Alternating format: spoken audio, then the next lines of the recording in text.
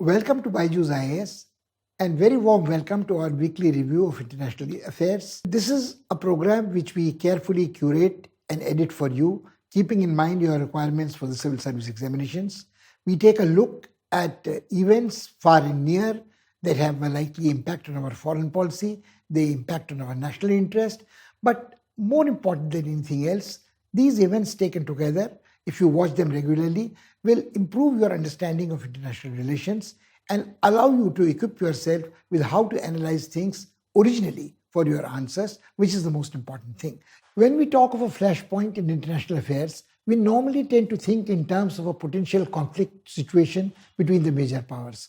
We think of a conflict between the United States of America and People's Republic of China, a superpower apparently in decline, the other not quite recognized as a superpower by the entire world, but emerging, threatening to upstage United States, overturn its supremacy hegemony in near future by becoming number one in economy, in military, and technological capability. Then, of course, there is lurking in the shadows Russia, not the superpower of the Cold War days, but still a very, very major source of energy, major source of weaponry, spread, the largest country geographically in the world, and very, very powerful even now in an area of its traditional sphere of influence, which was earlier called Eastern Europe, the Soviet Empire. But then we tend to overlook, when we focus on these powers and their relationships, that there are slowly simmering cauldrons of trouble elsewhere in the world, where the flashpoint might suddenly involve these superpowers and become almost uncontrollable. One such crisis that has been brewing almost in the background for some time, slowly simmering, but now reaching a flashpoint, is the Belarus-Poland border.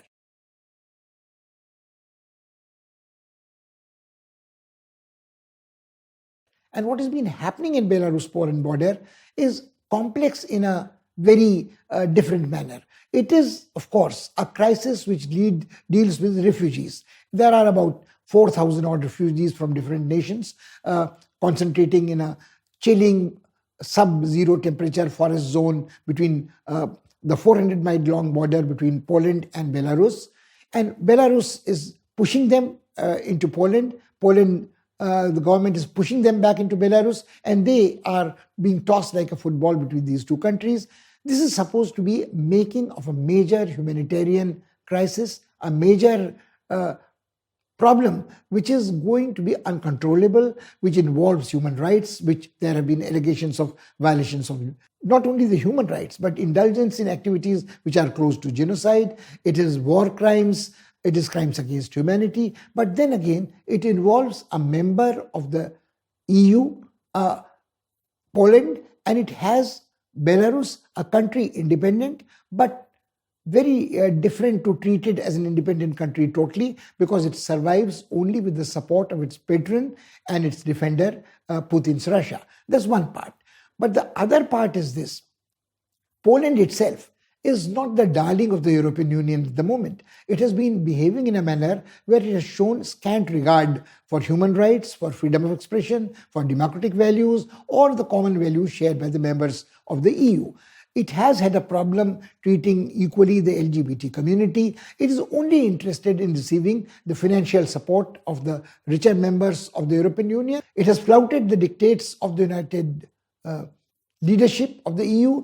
It says that it doesn't recognize the superiority of the European courts over the Supreme Court, the National Supreme Court of Poland.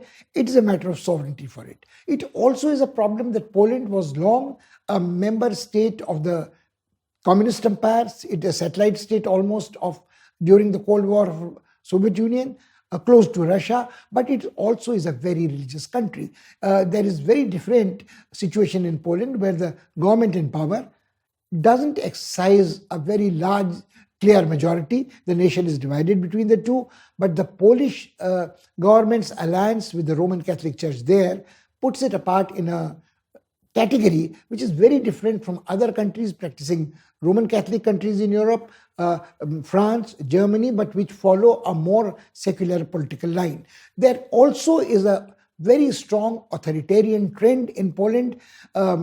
which is in the recent elections, the president was re-elected, but the country is more or less divided midway, something like the United States of America, where the government in power cannot claim to represent the whole of the entire nation. There is a divide between generations, but there's one part. The part here, which is more important, is that NATO, which was worried about Putin's adventurism in Ukraine, in Crimea, elsewhere, in his interference in Middle East, his interference in Libya, that they wanted to shift forces of NATO from Germany, Austria to Polish border. Now this again is considered to be a provocation for the Russians, but we'll come to that later. So this so much about Poland, that Poland is very much a member, continues to be a member of the European Union at the moment, but its conduct in past has estranged Poland from a lot of its members in the European Union. What about the Belarus? Belarus became independent in 1991. The present leader, Alexander Lukashenko, came to power in 1994. He signed an agreement with the then president of the Soviet Union, Russia, Boris Yeltsin. Soviet Union had started disintegrating by that time, and the intention declared in that 1996 agreement was that Belarus would re-merge with Russia and become its part like it was during the Soviet era, during the days of the Soviet Empire. But this arrangement has not quite been fructified, because when Putin became powerful, assumed reins of power in 1999, he thought it would be more expedient to keep Belarus as an independent nation, use it as the cat's paw, use it as a puppet, use it as a protege who could be blamed, like China uses North Korea. It could be used to keep its adversaries at bay at this angle.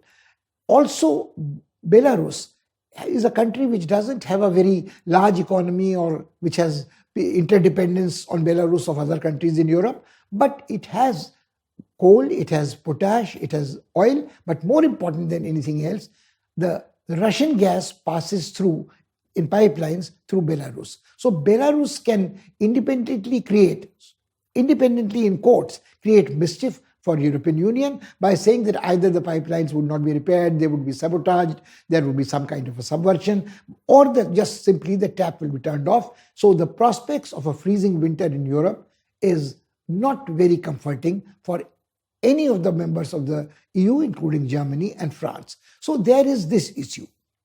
Now what is happening is, why is Poland weaponizing the refugees in this instance? We'll talk about the nature of the refugee crisis a little later, but motivations of Belarus to create this crisis is worth examining in some detail.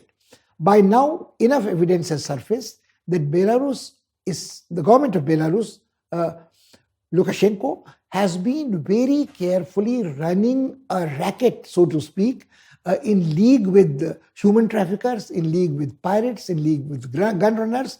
He is allowing refugees from different nations as far away from Indonesia, Philippines, Malaysia, various countries in Africa. So of course, Afghanistan and Syria are the usual suspects. They end up in thousands as tourists, using chartered flights, using chartered buses, paying the human traffickers huge sums of money in dollar currency, and end up in Belarus. When they end up in Belarus, they have been given to understand by their travel agents that this is the safest route to enter the soft borders of Poland and then disperse elsewhere in European Union. But once they are in Belarus, they are in Minsk, all these flights terminated in Minsk, they suddenly find that they have nobody to support to. There is no such entry. They are dumped into buses and taken to the border, where they are provided with wire cutters and told, cut the barbed wire and enter Poland. This is supposedly the easiest way to get into Europe.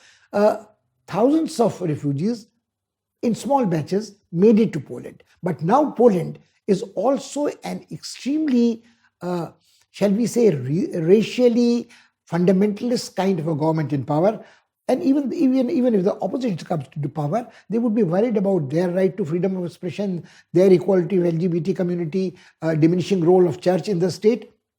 But they are not very keen to have a lot more foreigners, non-whites of a different color of skin, belonging to a different religion, talking a different language in their country. So Poles are not very hospitable to refugees to begin with. Now, they complain that this epidemic of refugees has come because Angela Merkel, the chancellor in Germany, adopted a soft, sympathetic line for refugees, and refugees from all over the world, from Syria, Iraq, Afghanistan, countries in Africa, wherever they were facing oppression in Southeast Asia, elsewhere, they would go there. But so far, the refugees were trying a different route. They were trying a marine route. They were ending up in Greece. They were ending up in Italy. But now, since Lukashenko came out with this conspiracy, this stratagem to bring thousands of tourists first to Minsk, then to abandon them in the no man's land, the forest, very cold forest near the Polish border, and put the pressure on Poland. So this is war, in some people's analysis, war through other means, war through human refugees. Now, why does Belarus do that? Again, is interesting because the European Union, the United States have imposed very strict economic sanctions on Russia as well as on Belarus. Now, Belarus has been indulging in provocation. A flight starting from some other country, flying over the Belarusian space, going to another country, was diverted to land in Minsk, and a protester was taken off and sent to jail. So this was a state-sponsored hijacking, an act of aerial piracy, and then the sanctions became even more strict. What the European Union did was it closed its airspace to Belarusian flights. It banned the Belarusian airline to land in any European country. And this was terrible blow for the economy of Belarus, which is a landlocked country. Its access is through other countries bordering it, Estonia, Latvia, of course, Poland, and then Czechoslovak Republic, Slovak Republic,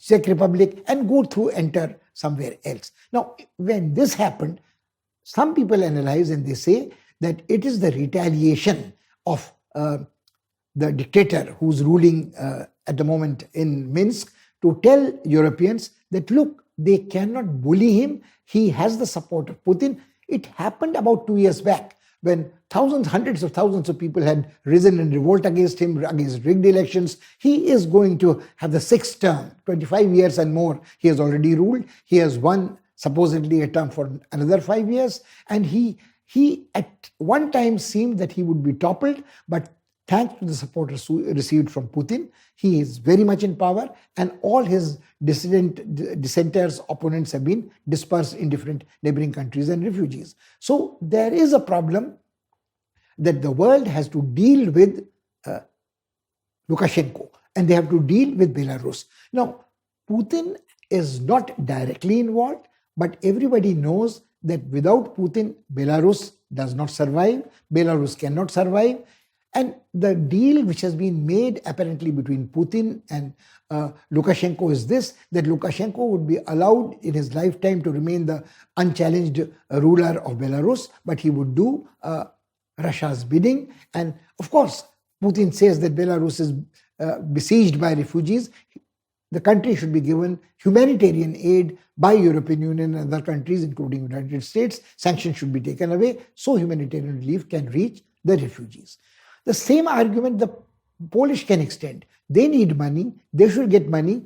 Where from? From European Union. But if the European Union, which was on the verge of sanctioning Poland for its authoritarian ways, flouting the courts of European Union, and also saying that it doesn't share the values, common values, which had brought originally Poland to European Union. So with the return of self-confidence of this authoritarian regime in Poland, they again are only interested in either the protection of NATO or the financial aid coming out from European Union.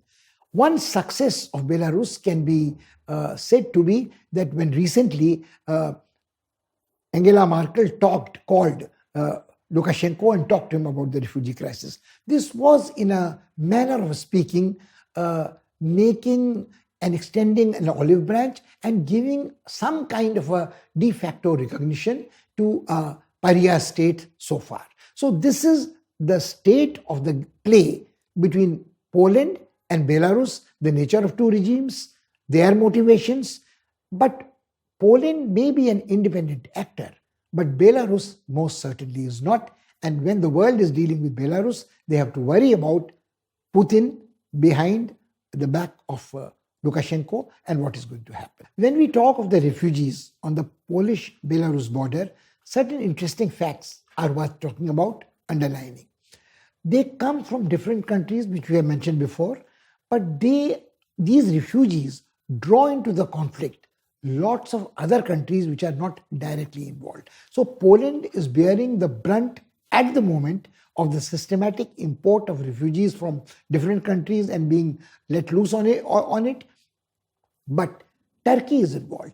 A large number of these, the numbers might not appear to be too large as the refugees go. There are millions of refugees from Afghanistan, there are millions of refugees from Syria and Iraq, but numbers don't make a difference. If they are concentrated in countries which have larger space, which have more tolerance, or which have ethnic affinities with these refugees, things are different. But in this case, let's take, for instance, the Kurdish refugees. The Kurdish refugees come to Belarus from Turkey, they come from Iraq, they come from bordering Iran, and they have long been demanding a Kurdish homeland for themselves, an independent state. But then the Africans who come from different countries are facing situations totally different elsewhere. Some of them may be Christians, but some of them are not Christians. Some of them, but the color of skin, the racial differences makes it problematic. But how are they pushed back to their countries? Now, one argument is that if Poland can't receive them and Belarus can't make arrangements for them, then they should be repatriated. They have paid for chartered flights to end up in Belarus, but the government at its own expense can repatriate them in buses anywhere. There are very inhuman, heart-rending pictures which one sees in the newsreels, where it says that some are now desperate to go back to their country, saying that they would much rather die in their own country than live like this subhuman existence in a foreign land. There have been burials of children and young men who have died in this freezing cold of illness, of injuries, etc.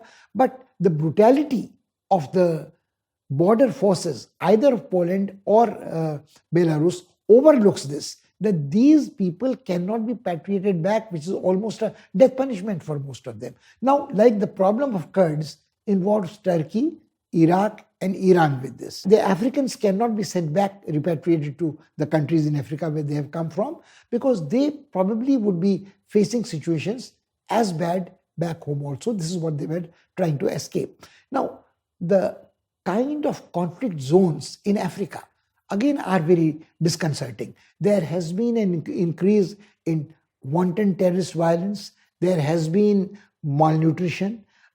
The sad thing about the refugee crisis is that focus shifts constantly from one humanitarian crisis to another humanitarian crisis, almost on a weekly basis. One day it is Yemen, which is the greatest crisis. The second day it is Afghanistan. The third day it is Ethiopia, Eritrea, Tigray, Sudan triangle. Then it is Somalia. And then it comes to the humanitarian crisis, which is now in the European frontier. This crisis is being given greater attention because this is in the heart of Europe. It deals with the existence, it poses a threat to the existence of European Union.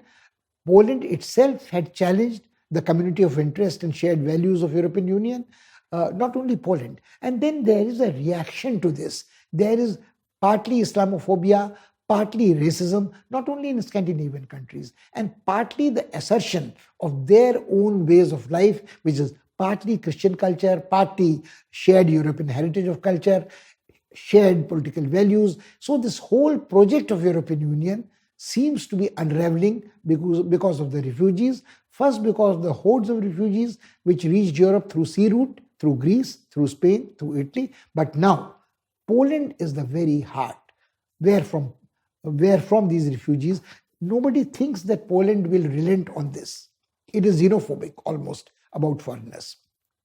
So what happens to these refugees? The importance of United Nations is quite transparent. United Nations passes resolutions, admonishes, condemns some governments, but it cannot do anything. Economic sanctions against Russia and Belarus have not succeeded. So it is not likely that the bluff and bluster of the Polish government can be matched by the Europeans. They really cannot afford to alienate Poland at this juncture because, as we mentioned earlier, the Russian gas passes through Belarus, and Belarus is in a position to turn the taps off or sabotage the pipeline. This is worth repeating again and again. Now, again, the refugees some of them have come from as far away as Indonesia, Philippines, Malaya, Singapore, even on the South Asian continent. Now, how do you avoid a conflict from expanding and spreading the resentment, the anguish, the frustrations, and even the religious sectarian confrontations if so many countries are involved together?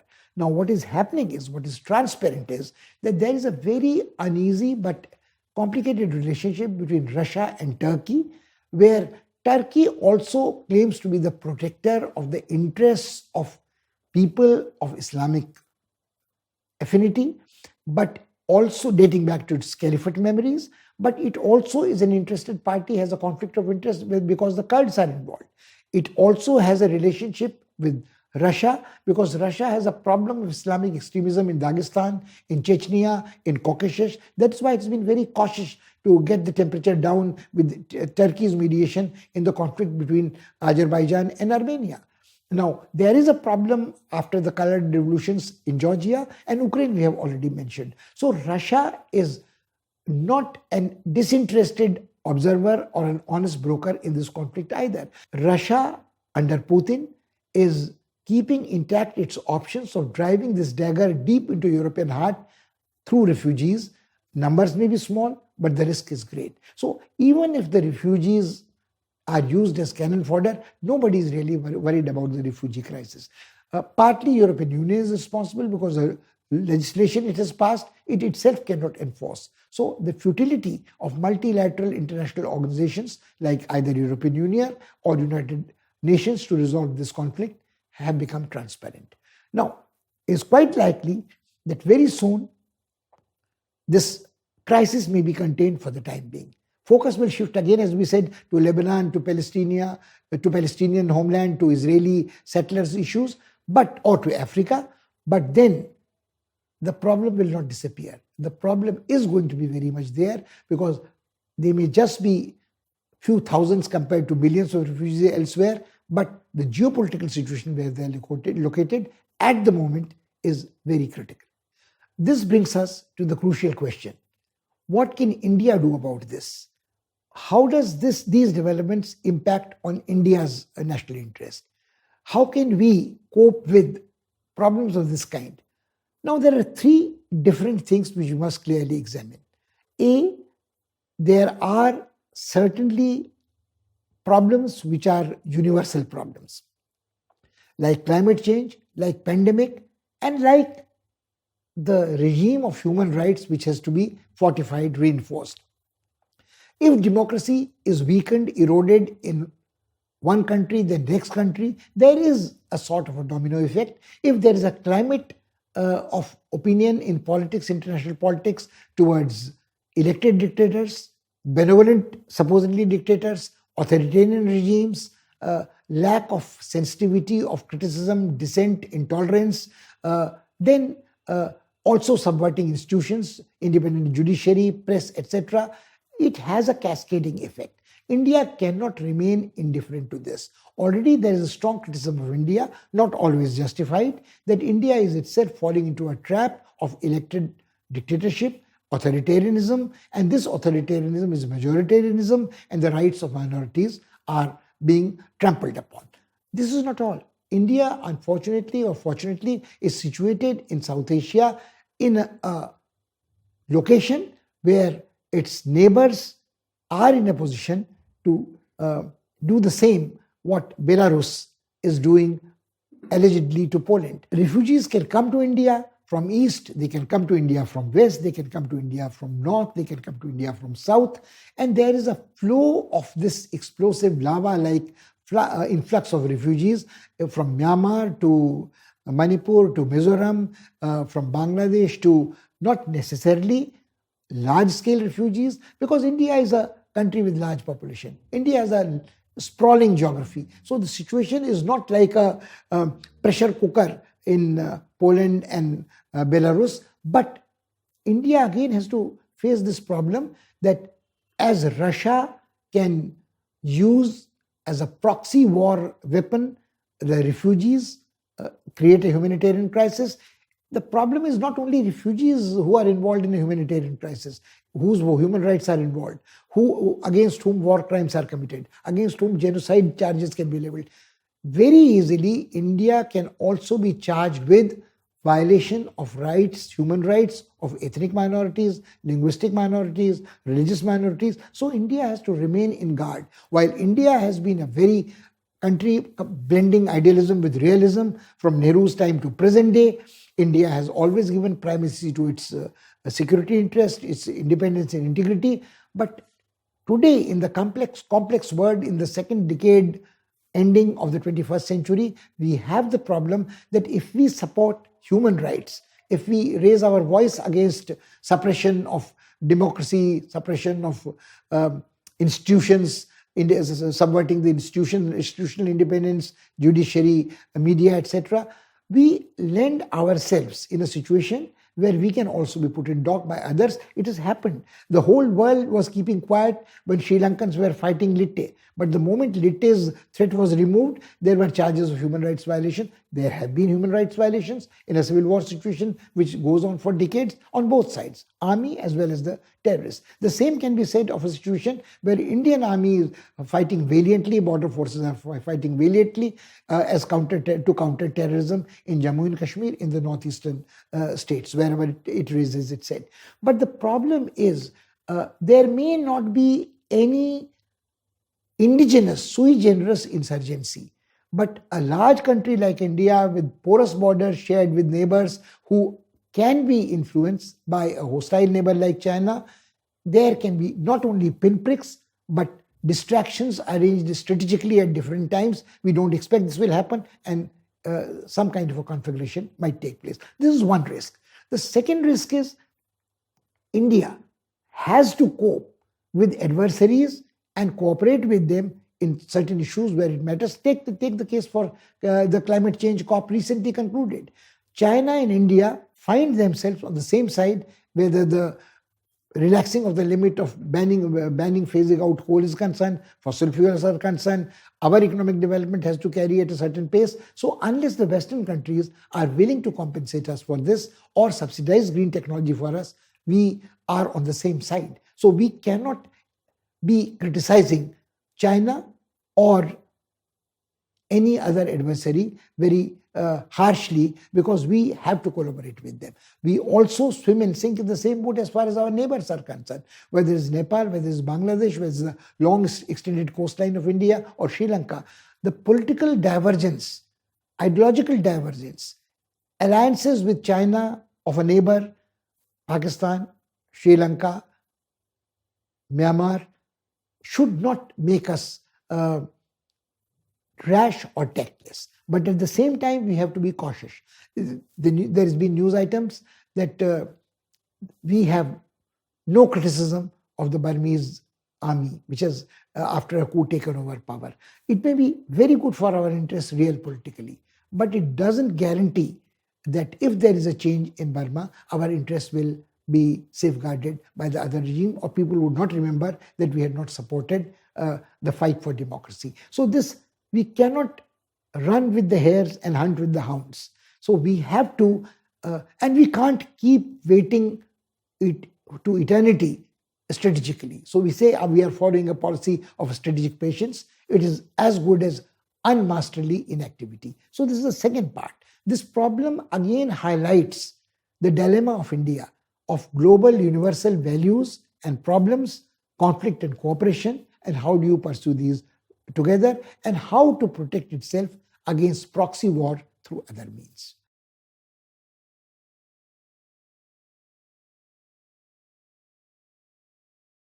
This is all we have for you this week. We hope you have enjoyed this discussion. We have had to repeat certain facts again and again because they are likely to be overlooked. They are likely to be overlooked that in this case, the numbers may appear very small, a few thousand, but where they are driving the dagger into the heart of Europe, a threatening dismantling of European structure, grand structure of European Union, European community, is the location, the geopolitical location. We also cannot disregard that the numbers are small, but the countries involved have linkages with large powers who might be using them for their strategic or diplomatic interests. So this is something which we have to constantly keep in mind. We also have to keep in mind that there is an affinity of refugees adhering to the faith of Islam. There also is an issue of racism, the whites and the Christians versus the rest, West versus the rest, as it is often said. And India is neither West, India is neither an Islamic country, India is not a Hindu Rashtra, India is not, it's a lot of Christians, but it doesn't identify as a Christian nation either. So India's problem is that it supports all positive resolutions passed by United Nations, but it cannot effectively take upon itself the responsibility of providing humanitarian relief unilaterally. So how do we do that? How do we succeed in building a diplomatic front where our interests are looked after and we are not accused of hypocrisy or double standards? This is a challenge which India will have to face in near future. Please think about these problems and think about the nature of decision makers and the nature of polity and the division in public opinion in the countries which are directly involved, whether it is Belarus or in Poland, whether it is Germany or in France. And there, everywhere electoral politics is going to impinge on these issues. And of course, the fundamental issue remains of energy security, food security. So if these two are not looked after, the internally displaced people, the refugees across borders cannot be stopped.